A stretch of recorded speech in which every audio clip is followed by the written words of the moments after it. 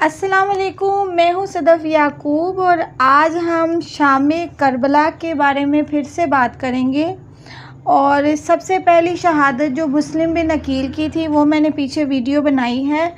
उसके बाद जो मुस्लिम बिन अकील के बाद जो शहीद हुए थे, जिनके घर में उन्होंने पनाह ली थी, हानी बिन उर्वा, उनकी शहादत जो है उसका मैं आपको बताऊंगी कि वो जो है शहादत कैसे हुई थी। ज़ाहिर बात है, जब उनको कैद कर लिया गया था, हानी बिन उर्वा को, मुस्लिम बिन अकील की शहादत के बाद इब्ने अशीस ने हज़रत हानी के बारे में इब्ने ज़ियाद से कहा कि आप जानते हैं कि हानी का मर्तबा इस शहर में और इसकी कौम में क्या है, क्योंकि वो बहुत बड़े सरदार थे। जब उनको कैद किया गया था तो मुस्लिम बिन अकील ने उनके साथ जाकर जो उनके ख़ानदान के लोग थे, जो कबीले के लोग थे, वो कसरे इमारत में चले गए थे। और मुस्लिम बिन अकील ने जिनसे बैत ली थी वो भी, उनको भी बोल दिया था कि आप सब लोग इकट्ठे हो जाओ। और वो 40,000 लोग थे जिनको मुस्लिम बिन अकील के कहने पर इकट्ठा किया गया था। और तब जो है ना, तब हानी बिन उर्वा को कैद कर लिया गया था। और हानी बिन उर्वा जो है ना, उस टाइम से उनके पास कैद में ही थे। तो इसकी कौम जानती थी कि मैं और मेरे 2 साथी इसको तुम्हारे पास लाए थे। और ये इब्ने ज़ियाद जो है ना, उनको बताया जा रहा है कि वो 2 शख्स जो है ना हानी बिन उर्वा को लेकर आए थे। तुम्हें खुदा का वास्ता देता हूँ कि मेरी खातिर इसको बख्श दो, वरना इसकी कौम की अदावत और इंतकाम का मुझे खौफ है। इब्ने ज़ियाद ने पहले तो माफ़ कर देने का वादा किया, लेकिन मुस्लिम बिन अकील का ख्याल करते हैं कि इसका इरादा बदल गया और इसने हानी की गर्दन मारने का भी हुक्म दे दिया। चुनांचे इसके तुर्की ग़ुलाम ने हज़रत हानी को भी शहीद कर दिया। इब्ने ज़ियाद ने हज़रत मुस्लिम और हज़रत हानी के सरों को यजीद के पास भेज दिया और सब हालात से मतला कर दिया। अच्छा जी, इसके बाद फ़र्जंदाने मुस्लिम जो कि हज़रत मुस्लिम बिन अकील के साथ दारुल इमारात के मुहासरे के वक्त बकौल बाज़ तुआ के घर में क़याम के वक्त आप दोनों फ़र्जंदाने को काजी शरीह के यहाँ भेज दिया था। यानी कि जो मुस्लिम बिन अकील के साथ आए थे, मोहम्मद और इब्राहीम, और उससे कहा था, उन्होंने उस टाइम पे जब तुआ के घर पनाह ली थी मुस्लिम बिन अकील ने, जहाँ पे उनको मुहासरा भी किया था और वहाँ से उनको ज़ख्मी करके और अमारात में ले आए थे। वहाँ पर काजी शरीक जो है उसके पास भिजवा दिया और कहलवा दिया था कि इनको बाहिफाजत मदीना तो नबी पहुँचा देना। जब हज़रत मुस्लिम शहीद हो गए तो काजी साहब ने अब आपके दोनों साहबजादों को बुलाकर प्यार किया और बदीदा पुरनम उनके सरों पर हाथ फेरा। और वो बच्चे ये देखकर समझ गए, उन्होंने कहा क्या हम यतीम हो गए हैं? तो काजी साहब की हिचकियां बन गईं और फरमाया, प्यारे बच्चों, तुम्हारे अब्बा जान को शहीद कर दिया गया है। ये सुनते ही दोनों शहजादों पर कोहे आलम टूट पड़ा और कहकर उन्होंने कहा कि हम यतीम हो गए और एक दूसरे के गले लगकर रोने लग गए। काजी शरीह ने बच्चों को कहा कि मुझे इब्ने ज़ियाद बदनिहाद से तुम्हारे बारे में कोई अच्छी उम्मीद नहीं है। तुम्हारा यहाँ रहना ख़तरे से खाली नहीं है। मैं चाहता हूँ कि किसी तरह तुम्हारी जान बच जाए और तुम बाहिफाजत मदीना मुनव्वरा भेज दिए जाओ। आलमे गुर्बत में यतीम हो जाने वाले नौने हालों पर बेकसी की इंतहा होगी और एक तरफ बाप की जुदाई का गम और दूसरी तरफ अपनी जानों का खौफ। चमने रसालत के ये फूल कुमला गए। अब काजी साहब की पेश नज़र इन दोनों बच्चों की जानों का मसला था। चुनाचे उन्होंने अपने बेटे असद को बुलाकर कहा कि मैंने सुना है कि आज बाबुल अराकीन से एक कारवान मदीना मुनव्वरा जाने वाला है। इन दोनों बच्चों को वहाँ ले जाओ और किसी हमदर्द और मुहिब्बे अहले बैत के सुपुर्द करके इसको हालात से आगाह कर देना और उन्हें ताकीद करना कि ये मदीना शरीफ बाहिफाजत पहुँच जाएँ। लेकिन जो है ना, वो कारवां जो था वो कुछ दूर चला गया था, कुछ देर पहले ही जा चुका हुआ था। वो दोनों बच्चों को साथ इसी राह पर चला कुछ दूर गए तो गिरदे कारवान नज़र आई। वो कहने लगा कि देखो ये गर्द कारवां है और ज़्यादा दूर नहीं, अब तुम जल्दी से जाके इस कारवान में मिल जाओ। देखो अपने बारे में किसी को बताना नहीं और काफ़िले से जुदा ना होना, मैं अब वापस जाता हूँ। ये कहकर असद वापस आ गए और बच्चे तेज़ी से आगे बढ़ने लगे। कुछ देर के बाद वो गर्द भी गायब हो गई और कारवान भी ना मिला। ये फूल से यतीम बच्चे आलम तन्हाई में इंतहाई परेशानी का शिकार होकर फिर एक दूसरे से गले मिलकर रोने लग गए और नाज़ों से पालने वाले माँ बाप के नाम लेकर जान खोने लगे।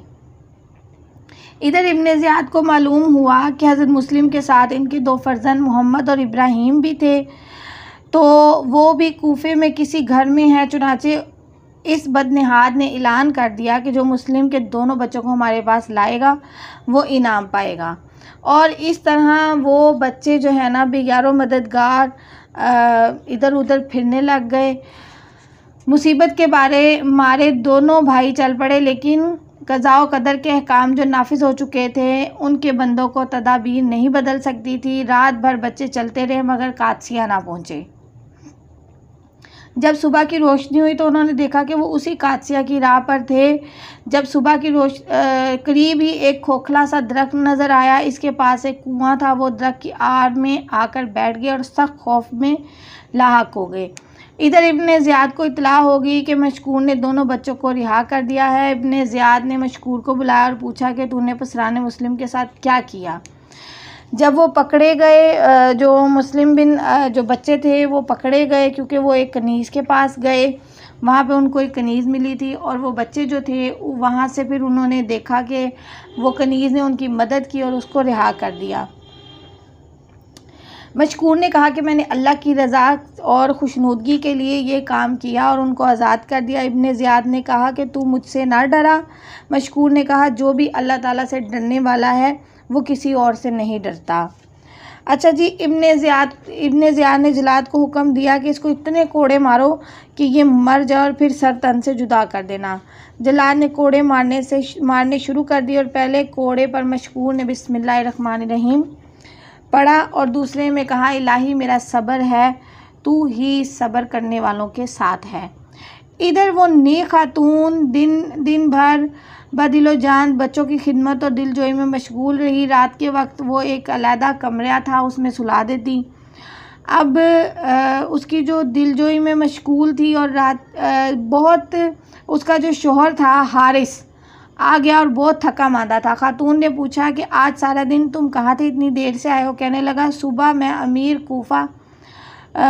कूफा इब्ने ज़ियाद के पास गया था। वहाँ मुझे मालूम हुआ कि दरोगा जेल मशकूर ने पसराने मुस्लिम बिन अकील को कैद से रिहा कर दिया और अमीर ने ऐलान किया कि जो उनको ढूंढ के लाएगा मैं उसको बहुत सारा इनाम दूंगा और घोड़ा भी दूंगा, 2 घोड़े दूंगा और बहुत सारा इनाम दूंगा। इस तरह जो है ना उसका घोड़ा जो है ना उनकी तलाश में भी मर गया था, तो उसने कहा कि घोड़ों की जोड़ी भी मिल जाएगी अगर मैं उनको ढूंढ लेता हूँ।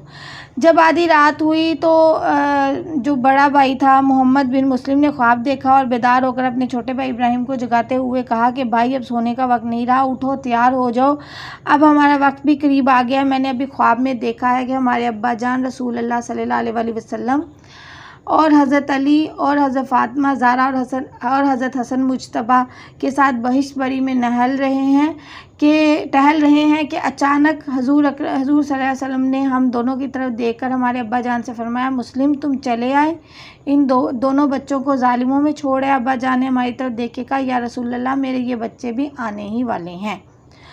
अच्छा जी, अब उसका शौहर था हारिस, अब उसको पता चल गया था कि ये जो है ना हमारे साथ ही हैं और हमारे साथ ही सो रहे हैं, तो उसको इस बात पे काफ़ी हुआ कि भाई अब मैं उसकी संगदिली इतनी बढ़ गई थी कि उसने इन बच्चों को साथ लेकर चला। औरत ने जब देखा तो उसे नहर आ गया, नंगे पैर पीछे दौड़ी और मिन्नत और समाजत कर रही थी और कह रही थी कि इससे डरो, इन यतीमों पर रहम करो। जालिम की बीवी की जारी का कुछ असर ना हुआ, बल्कि उल्टा इसको मारने को दौड़ा। बेचारी रुक गई। इस जालिम का एक खानाजात गुलाम, जो इसके बेटे का रज़ाई भाई था, इसको मालूम हुआ। वो पीछे दौड़ा। जब हारिस के पास पहुंचा, हारिस ने इसको कहा, मुमकिन है कि कोई इन बच्चों को हमसे छीन लेगा, हम इसी नाम से महरूम हो जाएंगे, लिहाजा ये तलवार लो, इनको कत्ल कर दो। गुलाम ने कहा कि मैं इन बेगुनाह बच्चों को किस तरह कत्ल कर दूं। हारिस ने इसके ऊपर सख्ती की, मेरे हुक्म की तामील करो। इसने इनकार किया और कहा, मुझ में इनको कत्ल करने की हिम्मत नहीं है। लिहाजा उसने ख़ुद तलवार ली और उनके सर जो है ना वो कलम कर दिए। और इस तरह उसको बिल्कुल भी तरस ना आया। और वो जो सर थे वो लेकर जब वो उसके पास इब्ने ज़ियाद के पास गया, तो इब्ने ज़ियाद ने कहा कि तुम जहन्नुम रसीद हो, तुम्हें ये किसने बोला था कि तुम इस तरह करो। उसने कहा कि मुझे ये डर था कि इसे कोई मेरे से छीन ना ले, इसलिए मैंने इसका जो सर है, इनके सर मैंने तन से जुदा कर दिए हैं, ताकि मैं इनाम का हकदार रहूं और मुझसे ये कोई छीन ना लें। इस तरह हज़रत मुस्लिम बिन अकील के जो दो बेटे थे, मोहम्मद और इब्राहिम, वो भी शहीद हो गए। उस तरफ जो है अहले कूफ़ा के खतूत जो मिले थे, उसमें जो है ना हज़रत मुस्लिम बिन अकील के हालात की तहकीक के लिए कूफ़ा भेजा गया। उन्होंने अहले कूफ़ा की बेपनाह अक़ीदत और मोहब्बत को देखकर इमाम आली मुकाम की खिदमत में लिख भेजा कि भाई यहाँ पर हालात बहुत बेहतर हैं। और इस तरह वहाँ से जो काफ़िला था वहाँ से रवाना हो गया। और जो हज़रत इमाम हुसैन हैं, वो अपने घर वालों को और अहले ख़ानदान को और बहुत सारे लोगों को लेके वहाँ से रवाना हो गए। इसके बाद जो इसके बाद शहादत हुई थी, वो हज़रत कैस रज़ी ताला अन्हो की शहादत थी। इमाम पाक ने मुकाम हाजर में पहुँचकर अपने एक रफ़ीक कैस बिन मसीरुल सदावी को एक ख़त देकर कूफ़ा रवाना किया। इस ख़त में आपने अहले कूफ़ा को अपने आने की इतला दी और तकमील मकसद के सिलसिले में पूरी तरह जद्दोजहद करने की हदायत फरमाई थी। लेकिन रास्तों में नाकाबंदी तो पहले ही हो चुकी थी। चुनाचे कैस जो कादसिया के करीब पहुंचा तो उनको गिरफ़्तार कर लिया गया और हसैन ने इनको इब्ने ज़ियाद के पास कूफ़ा भेज दिया। और इब्ने ज़ियाद ने इनको हुक्म दिया कि कसरे अमारत की छत पर चढ़ो और कज़्ज़ाब इब्ने कज़्ज़ाब हुसैन बिन अली को बुरा भला कहो माज़अल्लाह। कैस ने अहले कूफ़ा को इमाम का पैगाम पहुंचाने के लिए मौका गनीमत जाना और फ़ौरन इस हुक्म पर कसर के ऊपर चढ़ा और अल्लाह ताला की हम्द व सना के बाद कहा कि लोगों, सैयदना हुसैन बिन अली फ़ातिमा बिनते रसूल सल्लल्लाहु अलैहि वसल्लम के लखते जिगर और खलक खुदा में सबसे बेहतर हैं। मैं इनका कासिद हूँ और वो मुकाम हाजर तक पहुँच चुके हैं, इनकी दावत कबूल करो। फिर उन्होंने इब्ने ज़ियाद और इसके बाप पर लानत की और हज़रत अली के लिए दुआए बख्शिश की। इस पर इब्ने ज़ियाद गज़बनाक हो गया और उसने हुक्म दिया कि इसको बहुत ऊंचा उछालकर इस तरह नीचे गिराओ कि इसके टुकड़े टुकड़े हो जाएं। चुनाचे इसके हुक्म की तामील हुई और हज़रत कैस को इस तरह बेदर्दी से गिराया कि हड्डियां भी टूट गईं और कुछ रमक बाकी थी। तो अब्दुल मलिक बिन उमैर ने आगे बढ़कर ज़िबा कर दिया और इमाम पाक का ये सच्चा मुहिब आप पर निसार हो गया। बिल्कुल ऐसा ही वाक़या हज़रत अब्दुल्ला बिन बख्तर के साथ पेश आया था, जिनको इमाम ने ख़त देकर हज़रत मुस्लिम के पास भेजा था और उनके साथ भी यही कुछ हुआ। इसके बाद अब्दुल्ला बिन मती से मुलाकात हुई थी हज़रत इमाम हुसैन की एक मुकाम पे। और ये वाक़या मैंने खुद भी बहुत सारे आलमों से सुना है कि उन्होंने अपनी बीवी को इस डर से तलाक दे दी थी कि जो बेवा की वो इद्दत है वो बहुत ज़्यादा है और तलाक जो है उसकी इद्दत कम है, तो इसलिए उन्होंने अपनी ज़िंदगी में ही उनको तलाक दे के तो हज़रत इमाम हुसैन के साथ शहादत का दर्जा नोश फरमाया था। इसके बाद जो है ना, जब हज़रत इमाम हुसैन जो हैं वो पहुँचे थे जब उनको मुस्लिम बिन अकील की शहादत की ख़बर हुई तो वो वहाँ पर जो है ना हुर ने उनको पकड़ लिया था, और हुर ने फिर जो है ना उसके बाद हज़रत इमाम हुसैन ने इनकी एक तकरीर की थी, और जिस पे जो है ना मैं इंशाल्लाह ताला नेक्स्ट वीडियो हज़रत इमाम हुसैन की तकारीर पे बनाऊंगी। और ये था वाक़या हज़रत हानी बिन उर्वा का और उनके मुस्लिम बिन अकील के 2 फ़र्जंदाने शहज़ादे मोहम्मद और इब्राहीम। और इसके बाद जो है ना हज़रत कैस का जो है ना वो शहादत का जो था, ये वो वाक़या था। और मुझे उम्मीद है कि इस वाक़ये से आपको काफ़ी सारी नॉलेज मिली होगी, और मुझे ख़ुद ये वाक़या पढ़ के बहुत सारी नॉलेज मिली है, और मैं बहुत सारी बातें जो कि हमें सीना बसीना मिलती आई, ये किताबों के ज़रिए बहुत सारी रोशनियाँ मिली कि कैसे ये वाक़यात असल में हैं, और हमारे जो ये क्रिएटेड सोसाइटी है, वो सो कॉल्ड सोसाइटी, ये हमें बताती है, और किस तरह हम लोग उसके गिर्द घूम घूम के हज़रत इमाम हुसैन की शहादत को कैसे एक अलमनाक वाक़ये को किस तरह सामने प्रेजेंट करते हैं। इसलिए मुताला किया करें किताबों का, और इन किताबों के ज़रिए हकीकत को सामने लाने की कोशिश किया करें कि ये वाक़या असल में हुआ कैसे था।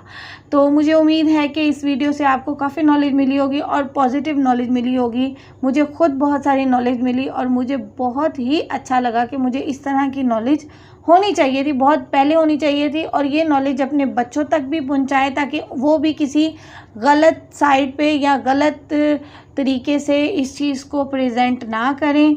और इंशाल्लाह ताला फिर नेक्स्ट वीडियो के साथ आपके सामने हाज़िर होंगी। अपना ढेर सारा ख्याल रखिएगा, मुझे दुआओं में याद रखिएगा। ओके जी, अल्लाह हाफिज़।